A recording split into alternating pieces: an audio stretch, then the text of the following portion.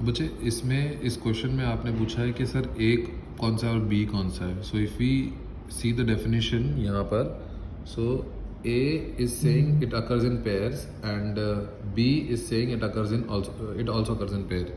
तो यहाँ पे अगर आप देखो ध्यान से, तो A is chromosome, they both occur in pair 1 and pair 2. और जीन में अगर आप देखेंगे तो यहाँ पर भी capital A small a pair में है, कैपिटल बी स्मॉल बी भी पेयर में है.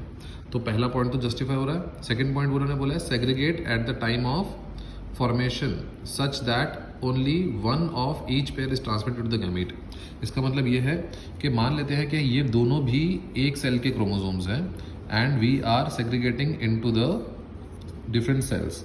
तो अगर मैं यहाँ पर 2 सेल्स बना दूँ तो ये एक पेयर का एक मेंबर इधर आ जाएगा, दूसरे पेयर का दूसरा कोई मेंबर यहाँ आ जाएगा. For example, this is the first chromosome, this is second chromosome.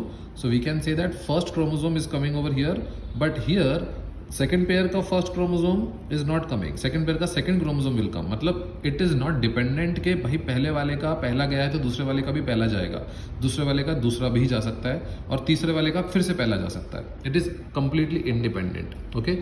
I hope second point is justified. इसमें क्या दिया है, segregate at gamete formation and only one of each pair is transmitted to the gamete.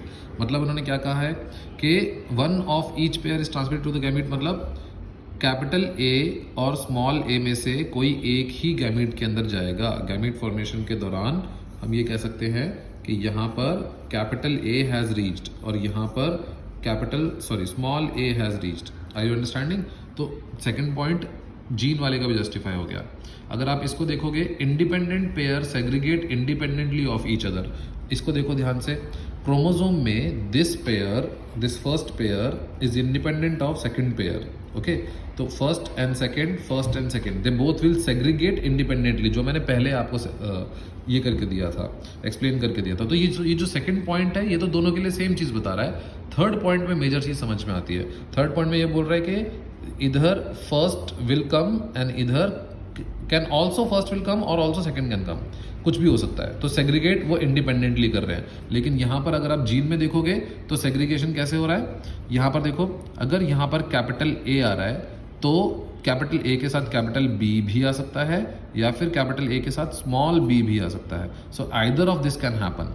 इसीलिए यहाँ पे बोला गया है कि one pair segregates independently of another pair.